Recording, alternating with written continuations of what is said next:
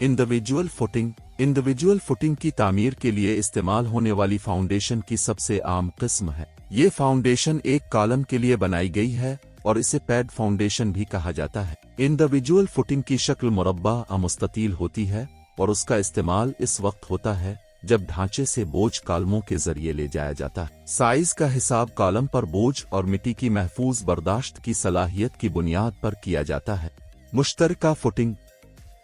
मुश्तरका footing इस वक्त तामीर की जाती है जब दो या ज्यादा कॉलम काफी करीब हों और उनके अलग थलग फुटिंग एक दूसरे को ओवरलैप करे। ये अलग थलग का मजमुआ है लेकिन उनका साख्ती डिजाइन मुख्तलिफ है।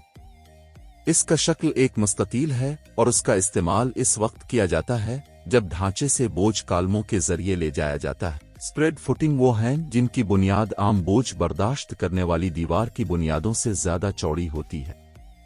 इस किस्म की वसी बुनियाद इमारत के ढांचे से वजन को ज्यादा रकबे पर फैलाती है और बेहतर इस्तेहकाम फराहम करती है।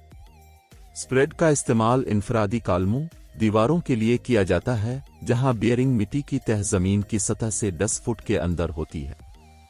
मिट्टी की बर्दाश्त की गुंजाइश ढांचा के बुनियादी रकबे पर ढांचे के वजन को सहारा देने के लिए काफी होनी चाहिए। राफ्ट फाउंडेशन की वो कस्में हैं जो कॉलमों और दीवारों से भारी साख्ती बोझ को सहारा देने के लिए इमारत के पूरे इलाके में फैली हुई है। इनका इस्तेमाल कॉलमों और दीवारों की बुनियादों के लिए है जहां कॉलमों और दीवारों पर ढांचे का बोझ बहुत ज्यादा है। इसका इस्तेमाल इनफरादी बुनियादों की तफरीक को रोकने के लिए किया जाता है। इस तरह साख्त के तमाम बोझ उठाने वाले अनासिर की एक स्प्रेड या मुश्तरका फुटिंग के तौर पर डिजाइन किया गया है। ये फैली हुई मिट्टी के लिए मौजू है जिनकी बियरिंग की सलाहियत स्प्रेड के लिए कम है। जब ढांचे का आधा हिस्सा इनफरादी सी ढका हो और दीवार की बुनियादें फराहम की जाएं तो राफ्ट फाउंडेशन इक्तिसादी है।